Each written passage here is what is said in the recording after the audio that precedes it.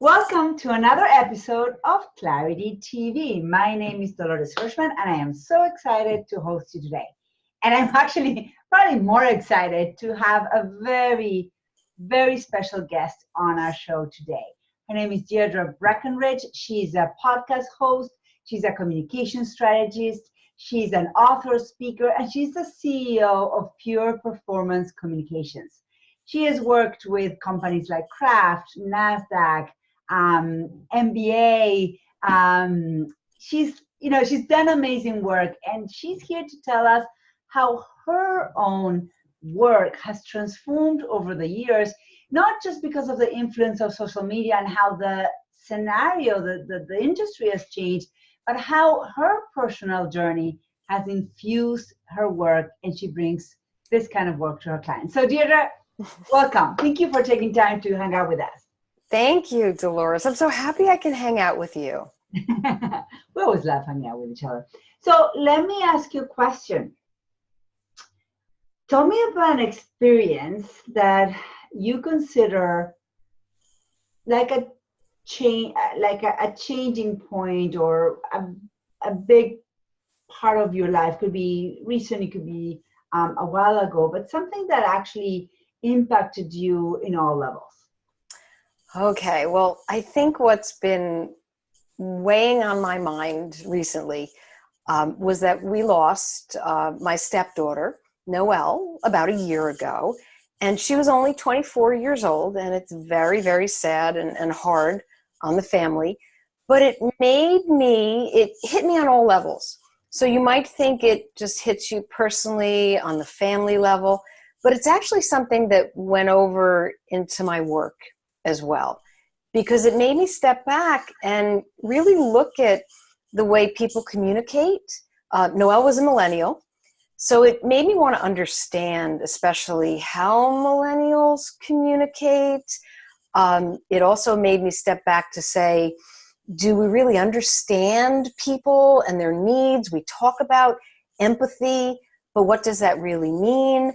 And I just wanted to kind of put into perspective for myself, somebody who's been a strategist, very much focused on, okay, let's do our strategic planning. We have to work on our messaging, what channels, the timing. Connecting, the story itself.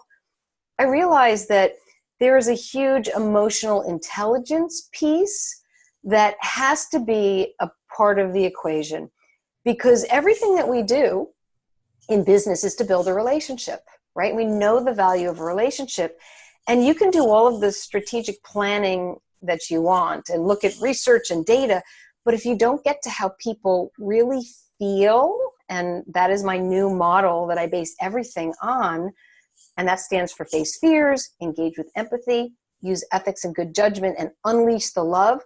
If you don't use feel as a way of looking and getting to know your audience, the people you want to reach, then you're not going to build those genuine relationships. Yeah, I love what you're saying, because I think, we have, the world we live in has made communication so fast and so efficient. And in some ways, we kind of, in the matching of this speed, we've led with the brain, we've led with our intellect, with our logic, and our emotional side of us, which at the end of the day is what make us human beings, right? Is way behind. And what you're saying is, especially inspired by Noelle, and probably whatever she lived that felt disconnected or disengaged, right? It's like this feeling of we are living in this world as brains, thinkers, but we need to feel. And so I love it. Let me ask you a question, because it sounds like you've turned this event that happened to your family into something that is inspiring a lot of people, and that you are going to serve thousands of souls to communicate in a way that engages and feels that there is another human being on the other end. But before we do go there, let me ask you, what is a common denominator that you have that maybe has been, you can thread it throughout your lives, your own life, throughout your life, that has always been there. And maybe it's curiosity, the way you approached this event and you went into like, where could I have made a difference, or what happened here, right, in this exploration, or anything else that is a common denominator, behavior or belief that has served you well. So here's the thing. I think that I've always had good gut instincts. Yeah, right. Like as a storyteller, a communicator, a relationship builder, those instincts are really strong. And you have to be in tune and aligned in order to feel that. But sometimes because of what you said, Dolores, the heart and the brain always aren't aligned. Yeah. It's a different animal. Your heart has a brain of its own almost. And I just feel like there were a lot of times that now looking back, I didn't realize it then, where I did have these really strong instincts about different things that I've done in my life or career, where if I had just tuned into that emotional GPS, it would have been so different. But I didn't realize it then. I only because I stop all the external chatter now. And social media adds to that, makes it so much worse. So I really quiet everything around me, and I'm finding that I'm back to my center, I'm back to my core, I'm aligned, and I am trusting my instincts fully on everything I do. I love that, because so what I'm hearing is that intuition has been always there, but sometimes it's been buried. Yes, yes. I mean, you're talking to a woman who's had another life with another husband, who's been through divorce, who's had different businesses, all sorts of ways that I can see, different partners, some worked out, some haven't, where that instinct, that intuition, yes, it was there, but I didn't always listen.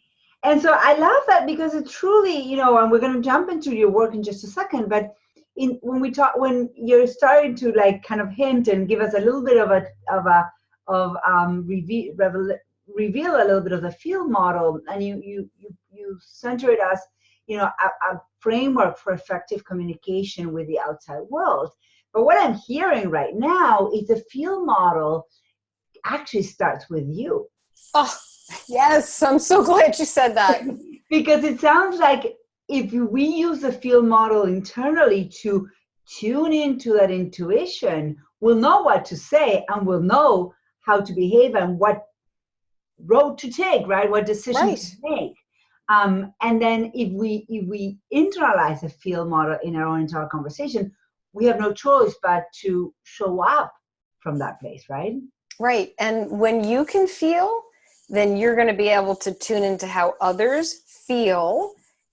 And what does that mean? That means that you can align and reach what I call passion potential together, because everybody has things that they want to do and their thoughts and their beliefs. And it's when it aligns with someone else's energy, or the energy you get from the universe, that things start to truly happen. And on the note of feel for yourself, so we're actually building, it's built, but we're now putting a database behind it, a test. It's a web app that lets you go in and you're tested on each part of the model. As a professional, how much do you face your fears? And that really is about being open, it's diversity, it's being more accepting of different perspectives. And then it's the whole empathy, the good judgment and the ethics and the love. But you're scored on every single piece, and then you get an overall score. And when you get your score, if you scored low in a certain area, I give you exercises that you can do so that you can increase the area where you might be a little bit weak. but you have to be honest. Awesome. That is awesome. That is awesome. Because, Thank you. The first step to learning is self-awareness. Definitely self-awareness. And So, we're building a database behind it because we want to see, we're asking everybody their age. They're not putting their name, not their email, but put your age in, male, female, other, however you identify yourself, and what's your profession. It's going to be really interesting to see different professions and professionals, how they feel, maybe more in some areas than others. So that's going to be cool. I love that. I mean, from where I sit, what I'm hearing is that you're going to teach people how to use their superpowers. I hope so. Yes. Because that's what I want. Because reading is a superpower. Yeah, our intuition, our gut, our emotional map is the one thing. I mean, and you know it. People who are successful are fully integrated human beings. Yes. And you're helping people to fully integrate themselves into everyday life. I love it. That is the goal. Thank you. I know you're a speaker. I know you're an author. Tell me about your latest book, Answers to Modern Communicators. Okay, so Answers for Modern Communicators is a guide to effective business communication. And what I did, every single book, Dolores, that I've written has always been based on feel. I just didn't know it. So I'm out there and I'm constantly listening and scouring social media to see what the pain points, the fears are, how people are feeling, what do they need, where are they super, super passionate. And all I did was all the questions that were asked over and over again, whether it was to me directly through Twitter, LinkedIn, Skype, email, my blog, or they just had, I grouped them into buckets. And I started to see a lot of questions around reputation. I started to see questions around relationship building, around measurement, mentoring, social media. And those were the chapters of my book. I answered all the questions. And then I asked some of my marketing experts to weigh in and to share some stories and guiding principles. About a year later, that poster on the wall, that's the book. That's awesome. That's awesome. Thank so you. Let's talk about another poster on the wall. Women Worldwide. What is that? Yeah, I got some branding going on. No, you can tell I'm big into branding. So Women Worldwide, I have always been about reinvention through media. You know, I look at musicians and I say, why can't we be more like Madonna or Justin Timberlake or Miley Cyrus, who always reinvent themselves? And one of the ways that I've done it is through new media. So, for example, traditional book author still am, but then I decided that I was going to be a lynda.com author, which is now a LinkedIn learning instructor. I was a traditional book author turned blogger. So now podcasting was the sort of that next step for me. I started the show back in 2014. So we're 5 years. We're just on our, we're going to do some really fun things. And Dolores, we're going to make sure you're involved in them because you've been on Women Worldwide. Yes. But another reason why I launched the show was because there were no women hosts. Back at a survey taken in 2013 basically said that 13% of podcast hosts were women. So that was an opportunity. And women were also being cyber bullied and harassed online. And I wanted women to always have a voice and a platform and a place where they could share, and listeners could hear these stories and say, oh my gosh, someone is like me, and where guests could always help. That's awesome. That's awesome. And how are leaders connecting? I know Phil is going to come into this question, but are leaders connecting, engaging, and using social media effectively to build relationships? Like, do you think that's happening right now? Or what is happening right now? So I've been studying millennials and I've been interviewing millennials. It depends who you talk to. So, and millennials can be anywhere from age 24 to 38. But I'm not quite a millennial. You almost made it. Not quite. I'm not a baby boomer either. No, I'm almost a baby boomer. I'm actually on the cusp, but I'm sticking with Gen X. Yeah, I Yeah, like yeah, I do too. So what millennials are saying, as much as leaders think that they're being effective on social media, no, millennials will be the first ones to say leaders don't respond. They won't have a conversation. It's their teams and or PR people who answer for them. They're not genuine. They don't care. They don't want to build relationships, and they're not kind. So that's what some of the things my research has turned up. Now, I did just put a post on my blog saying, good news, leaders. Here are things that millennials do like about you. Oh, tell us. Yes. So social activism, the ability to really tune into the cause and to be able to speak to it and to have that passion. They like knowing that you're vulnerable, that you're not some perfect leader who sits on a pedestal, and they want to know you're human and that you're real. They want you to lead by example and to show that you're a leader. They want in their organizations, they really want you to have more empathy and to focus on trust and caring, because 79% of millennials would jump ship for an organization that was more empathetic. I think they're really looking to have more of a conversation and a relationship, but you have to provide them a trusted space. And they're not really feeling like social media is a trusted space. So let me ask you a question. I might get you on the spot here, and I'll give you a scenario because it's real. So when we talk leaders, let's say people who are leading a conversation, they're influencers. They could be the CEO of a really big company, or a speaker or an author, but they have millions of followers or thousands of followers. I mean, when you get more than 1,000 people talking to you, really, it gets complicated. Yes.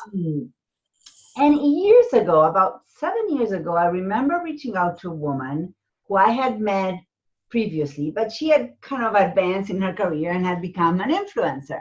And I remember, and her reply to my email still stays with me. And she was very kind, she was very nice, but here's what I sent her a note. I said, hey, why don't we hop on a call and just check in, see what you're working on, and see, what's like a networking kind of call. And I had met her before. And she sent a very nice email. She said, thank you very much, but my days of hopping on calls and chatting with people are over. And I was a very small fish, but it struck me, I mean, I want to see it from the two lenses. I understand her, I get it. Right. But how do you not send that email? Because I think the email was a little bit harsh. How does, let's say, let me give me an example, like a leader, and I know you get hundreds of private messages on LinkedIn every day. I know that because you are an influencer.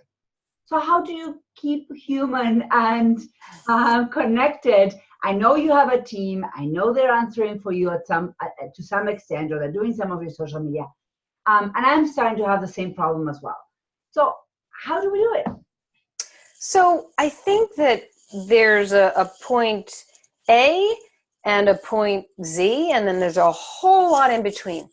What the leader in your story did move from, it sounds like I used to talk to everybody. Now I'm not going to talk to anybody who doesn't matter. That is way, way, way, way too abrupt. There's so many other choices. I think for myself, and I can speak personally, I get a lot of requests and people who want to talk, and sometimes it is just talking through the direct messages on LinkedIn, and that's good because I'm answering questions there, and I have no problem. And then I help other people. Like sometimes when you're really, really hectic, you can't have a call with everybody, but what can you offer them that will help? So I always say, I have specific resources that will answer those questions on my blog. Here are these articles. Go check it out. Oh my gosh, Fran Hauser just talked about this on my show. Check out this episode. I think it's more, people want to feel like you're at least paying attention. Not that I wouldn't have the call later. Sometimes it literally is, you know what? I do want to have that call. I'm traveling. Would you mind if it was in 3 weeks? All different ways just to make people feel like she cares, because I do. Anybody who comments or takes the time to do that private message and puts themselves out there, I want to help you. You're important. Exactly. So I'm going to tie some puzzle pieces together for our listeners, because I think this is going to help them really have a tactical takeaway on how to be a modern communicator, implement the field model, engage with empathy, right? And still, grow to millions of listeners or viewers or followers. And so what I'm hearing you're saying is that, content creation is the blood of communications today. Yes. Like at the core of an effective communication strategy is content that's created not as a reaction, but in a proactive, consistent, planned way with a strategy. Yes. And so if that content that is created from using the feel lens or the feel framework, it will have empathy, and it will have all of the elements of the emotional experience you want your readers to have. And so what I'm hearing is like, yes, you might not be able to answer the private messages. You might have a team answer for you. That's okay. But as long as you're directing them to the content that you, the influencer and leader, created as a human being, then you'll be fine. Yeah. I mean, I think, and that content, remember, if you are being proactive and you're listening anyway, and that's informing you, all of that intelligence tells you what you should be sharing, then 9 out of 10 times, whatever it is they're asking, you already have already answered, yes. Yeah. So it just makes it a little bit easier, because I would never want anybody to think, that they helped to build me up and now I've abandoned them. Yeah, I love that, because the truth is, anybody who has a voice out there, the only reason that they're being heard is because one day, in one moment, in one stage or place or show, one person listened. Yeah. Right. Exactly. Almost like if you have children, or you're a mother of 4, mother or stepmother. I have 4 as well. It's almost like, the first child your mother, and the other 3 are born, but you have too many, so you don't mother anymore. The first one that made you a mother, and So let me ask you this: what are you most excited in the coming months? Oh my gosh! So now that the feel model has taken shape, there's all sorts of feel activities. Aside from the test, it's making feel the lens for all of my consulting one-on-one clients. Feel is the lens for when I put teams together to help leaders within companies, and workshops, right? Feel definitely goes into workshops for building media relations and media training, and also within organizations helps teams to feel empowered, and it's a bit of a culture building exercise as well. So yeah, lots of feel. Communication is not, people think communication is what people do to market their company. Yes, to some extent, but the internal communication inside of the company to market and to market the company's mission internally, so that you inspire your employees to do best work is probably even more critical.